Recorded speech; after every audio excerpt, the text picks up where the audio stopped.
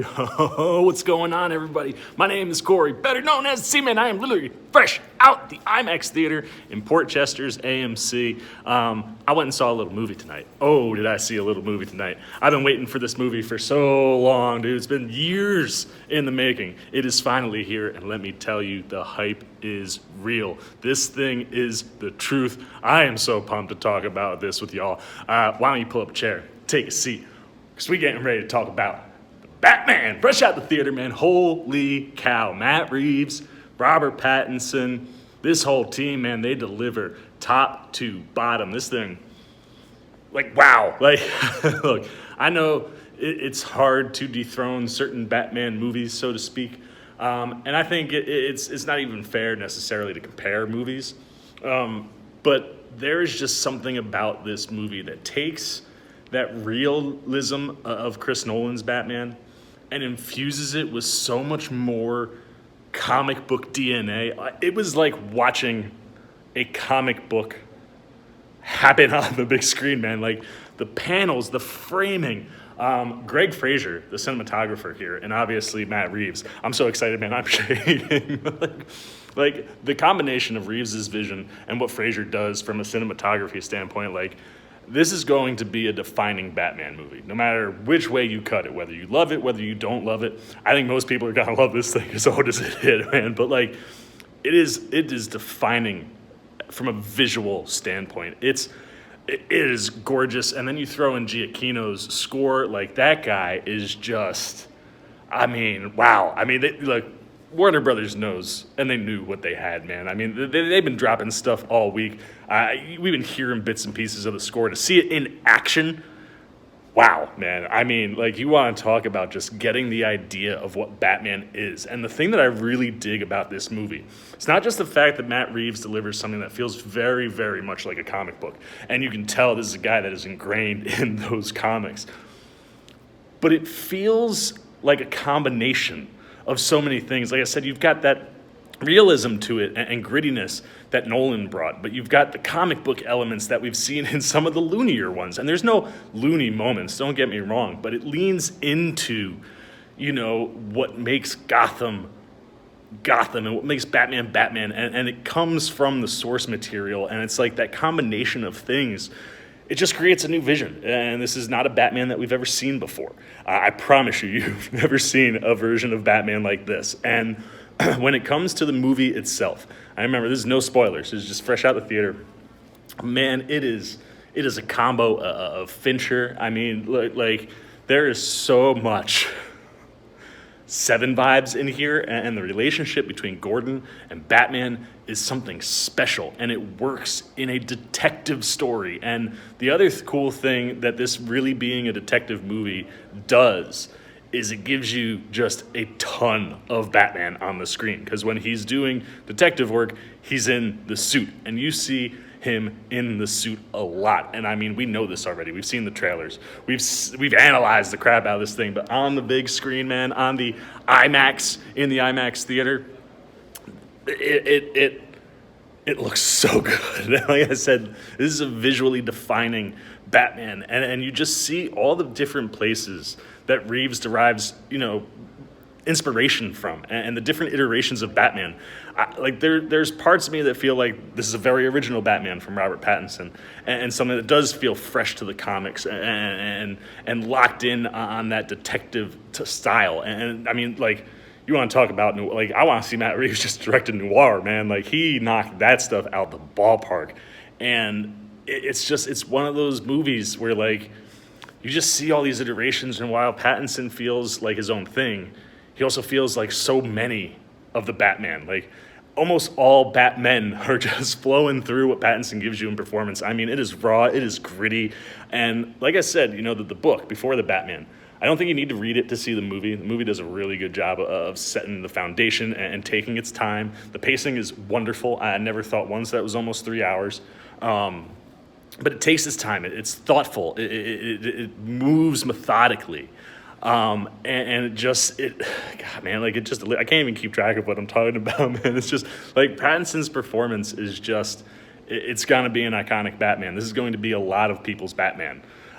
I think he might be my Batman right now. This is, oh man, dude, like, wow. And Jeffrey Wright as Commissioner Gordan, I mean, you can't say enough good things about that man and what he does as Gordan. And the relationship, like I said, the relationship between Batman and Gordan in this movie is so freaking well executed. I love it so freaking much.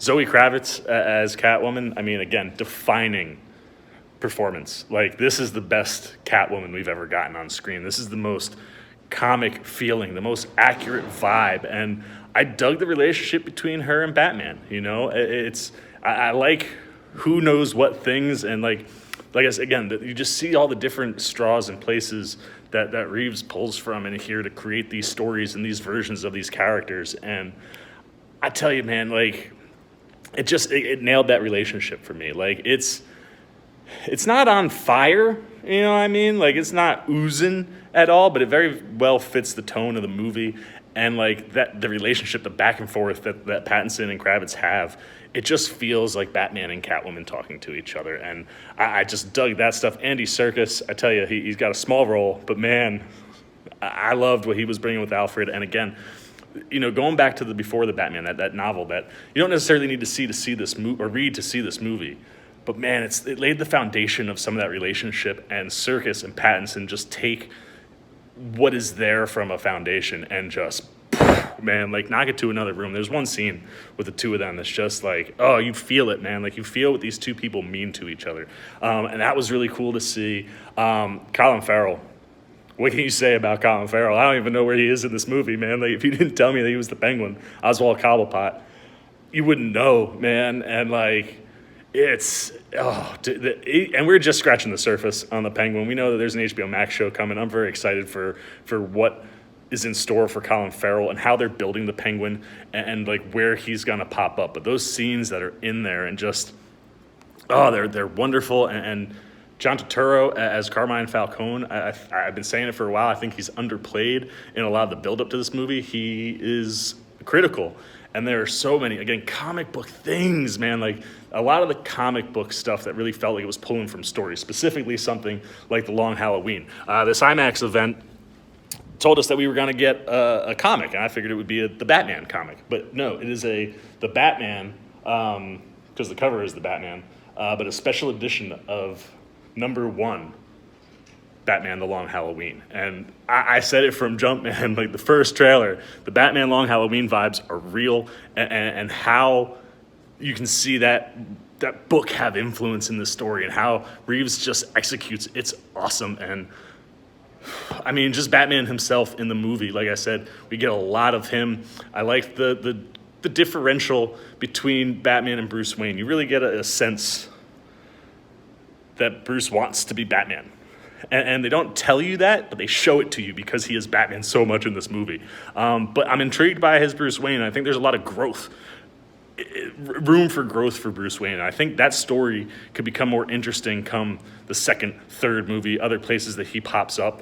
And I just can't get enough of his Batman, dude. I mean, the suit is phenomenal. The things that they do with the suit are phenomenal. The Batmobile is a beast, man. And again, that's another piece where the movie novel that happens before the Batman, you really feel what that book means to something like that car in this movie, because you know Batman built that with his hands at 17. You feel the thunder of it, man. Like in an IMAX theater, I need to go see this thing in Dolby too, man. That thing rocks. And like its debut, and that's the other thing this movie does wonderfully, the debut of everybody. Every time you meet someone for the first time, you're just like, damn, that's how you bring this character into the world. And the world building for Batman, what Gotham City is, what it means, and what Reeves is doing. There are surprises all over this thing, and I think he could have some really cool things in the works. And it doesn't mean that there are things in the works for the next movie, but there are things that he has in here where you're just like, this is a guy who understands building a world, and he is building a Gotham world through the Batman. Pattinson is locked in, dude. This guy, I've been saying it for years, man. He is more than that vampire movie. And if people haven't been following his career up to this point, this is the movie that's going to show you that this guy can do so freaking much. One more thing that I didn't think to say as I was kind of wrapping up in the theater. But the other thing that I love about this movie is that it's Batman Year 2.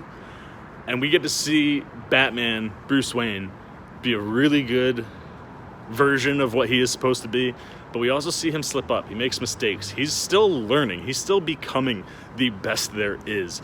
And that's something that I really dig. The way that we can see a Bruce Wayne arc really start to define itself in the next couple movies, we can really start to see the evolution, I think, of Batman through these films, too. That's what I'm hoping for from Matt Reeves. That's what I'm hoping for Robert Pattinson.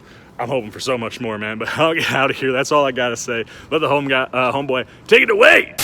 I just feel like there are things that I should say right after the movie ends, and something I didn't talk about. The action in this movie is insane. What Matt Reeves and Greig Fraser deliver on the action front, man. I said it in the main part of the video. You've never seen a Batman like this. You've never seen a Batman movie like this. And the way he moves, the ferocity and ferociousness to what he's doing. The same for Selina as Catwoman. Like, what you get from Pattinson and Zoe Kravitz and their stunt doubles, it's mesmerizing. And what's cool is that it fits the composition of what Reeves is building. It fits the tone, it fits the vibe, it fits the pacing. But all of it, oh man. And there are just moments where like you feel like you've seen things like that before, and it was just, oh man, it was unbelievable. All right, I think that's all I got, man. Fresh out the theater. Those are my last thoughts. Let the guy who started this whole thing wrap it up. I'm out of here. I know I said I was done, but I like pulled out of the lot and was like, oh my God, I didn't talk about Paul Dano. I am so sorry, Paul Dano. I got flustered in the theater because I was being told to wrap up, because I was literally the last person in the movie theater besides the security guard.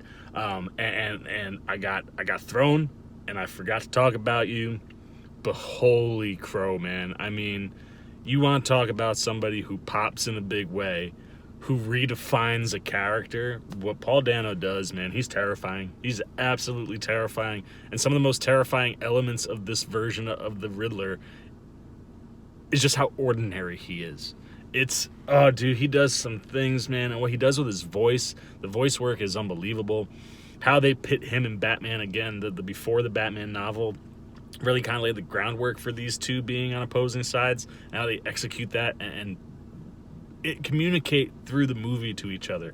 Oh, dude, is wow. And what Matt Reeves does with the Riddler is, again, it's redefining the character, and it's one of those things where I've always said the Riddler is one of the most versatile villains that Batman has, and he's one of the most interesting, and he'd always be the most dangerous if he was used correctly. I've always been a big fan of the Riddler, and Matt Reeves shows you how he can be the laughing stock, the low end of the rogues gallery. He gives you hints into that and touches on those things, but at the same time, he also shows you that version of the Riddler where, because of his brain and his smarts and how it operates, how he could become so dangerous to Batman.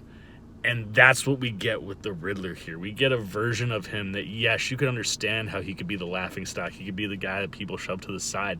But if he does what he can do the way that he can do it, you get a terrifying iteration of this character that I'm fascinated to see where we go. And that's the other thing that I'm digging here, is that you can tell Reeves is setting up a rogues gallery that we're going to see time and time again. The Riddler's not done. He's going to come back. Doesn't necessarily mean the next movie, but I promise you we're going to see Paul Dano again. And there's a role that belongs to Barry Keoghan. It's out in the world. We don't know what it is. It's an unnamed character. He's in the background for the most part. I'm very intrigued to see what he does with what Matt Reeves is giving him, and what they do with whatever character it is that Keoghan is going to be, and how that will play into what I think Reeves is building. Like, I think we could get to a place, you know, like I said, we got the Long Halloween, that issue 1, that was our comic tonight. I think what Matt Reeves is doing is building a Gotham, and this really sets the stage for Gotham to become the Gotham we all know, and how it becomes that. And that's the thing I love that he does with the movie, and what the Riddler's motivations are, how it can create the world that we're familiar with. And I think he is laying the pieces for these rogues gallery characters to come back around and be in other movies or TV shows or whatever have you, whatever it is that he's doing, but also build to something like the Long Halloween, where you get a movie where literally the whole rogues gallery shows up.